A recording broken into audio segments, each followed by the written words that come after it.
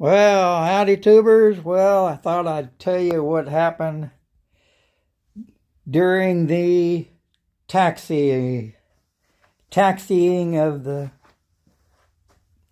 Byron Zero. That gear leg is fine, but it wasn't broken to begin with. But this one broke. I had wrapped it with carbon fiber and used the thin hot stuff, but I was on the driveway going into the grass, and there was a hole in the grass, and it just, I can break it right now, but, well, yeah, I won't break it. I just glued it back together slightly, there and there, and of course, down it came. Almost got the prop, but it didn't. So, since you can't get parts for these, or I haven't found any, I'm hoping maybe at the swap meet coming up next month, and another one in January or February. I'm hoping maybe I could find some, but until then, I'm making my own. So, and I'll see if you can tell the difference, although I'm gonna tell you, but show you if you can see any differences in this gear.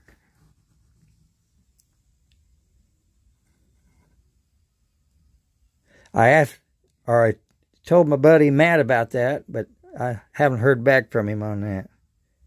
But you see any differences? Okay, I'll let you know.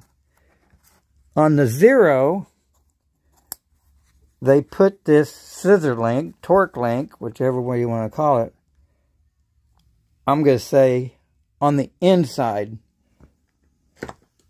Normally, like on a P51, of course, this torque link would be in the back, and of course your wheel would be in that hole right there, and it was on the back. Well, on the Zero, on Byron's plans, they showed the torque link to be in the front, so that's the way I had it. And of course, you see where I had to get this notched out to clear that torque link. Of course, now I have to fill it back in.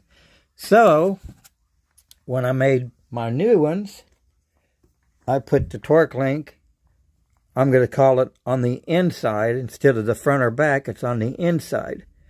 And that's why on the Zero they got such a narrow gear door, because they don't have this torque link sticking out there. Of course, now obviously as you take off, well, that's going to go like that, but it was still needing more clearance there.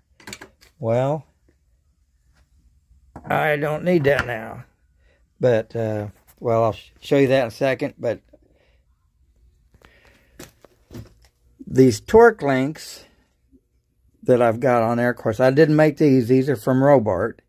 But they take an odd size, so I think it's probably something proprietary.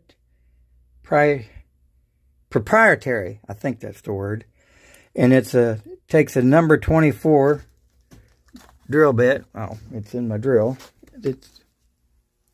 Where's my drill? There's my drill. So it takes a number 24 drill bit. The closest things to that, there's 24 up there, and you can see down is 5/32, which, yes, I could just go ahead and ream them out to 5/32, but then if I was somewhere and somebody didn't have, somebody had some of the Robart's gear and had some of those clevis pins, well, then they would be these would be too small for them to go in. So anyway, so I'm making my own. I've got, well, that'll be the 5th one. Got 4 started. I still got to square up and true up and make that big end smaller. Then I'm going to make a tool to slide over there that's drilled, so I can go ahead and drill them instead of doing the E-clip. So that's my plan. Of course, I still got to make another one, but I've got more material. There's the end thing with the landing gear was in. Here's, I guess that's the outer. I think that's the, yeah, that looks like thin wall. That's the outer, or no, that'd be the inner gear leg that goes up inside. Oh, here's something that, I'll show you something else I've been working on too. I keep going all over the place. Anyways, so here it is. And of course the scissors not in the way.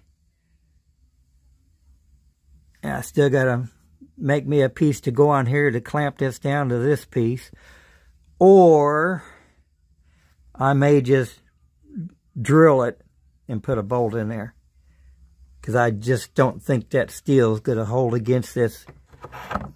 Of course, I've got some more of these, but might just take this off of here and knurl that more,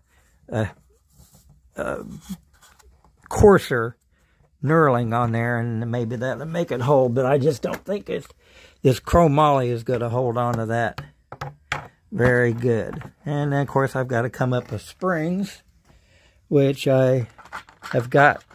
I've got some springs.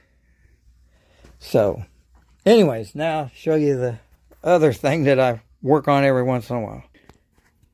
Okay, this here is what was called a Horner twin.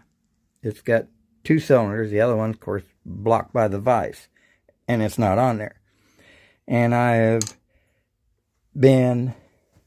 bought some new jugs, and I don't remember which, let's see, that goes this way. But I've been drilling these out to put some aluminum threaded rod. Of course, this won't go on there because of that one sticking up there. But where is that rod at? I've taken some aluminum rod, focus, or maybe it is in focus. Don't look like it's, can't see the threads. Anyways, I've taken some aluminum rod and turned it down and then ran a die over it to give me 5/16, 16 or 18. Let's see. Okay, there's 5/16, 18. So then when I get that, I went and bought some Harbor Freight transfer punches. Here's the transfer punches, and that one there. After I get it on, after I got the head on there, or the jug on there, then got it where I wanted, and I put this, I'm doing it one at a time. Go in there and tap on that, and that'll give me a mark where I need to drill here to then drill out to an F drill bit, I think it is.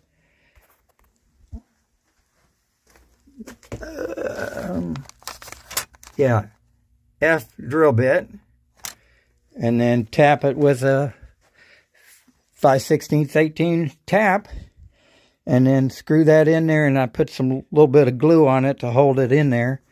And then once I get all these in here, well, like I have done on the other side, then, of course, you see they weren't all in the middle, and I don't know why. That's why I bought those transfer punches, so I could get them all in the middle.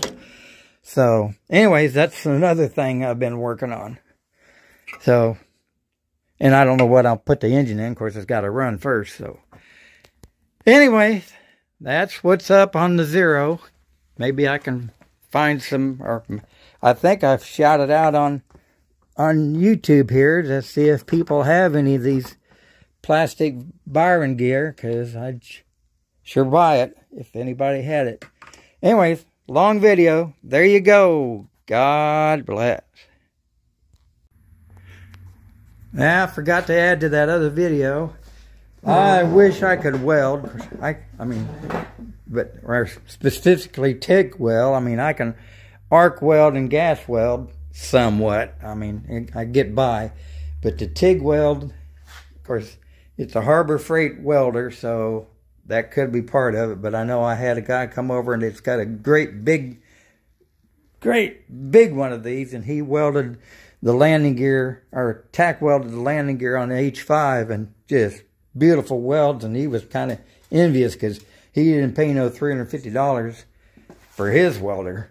It was, of course, it'll do aluminum too, and this won't do aluminum, which I didn't know until after I got it. But I think there's a problem with it too anyways now, and I got it on argon. But anyways, I'm shaky and all that, but well, I'm sure that gear will hold up better than that plastic gear fixed. So I know I already signed off on the other, my boy's beeping in there.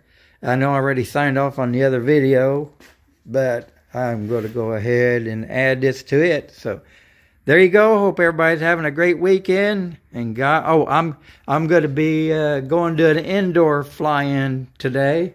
So I'll probably get a little video of that. So there you go. God bless.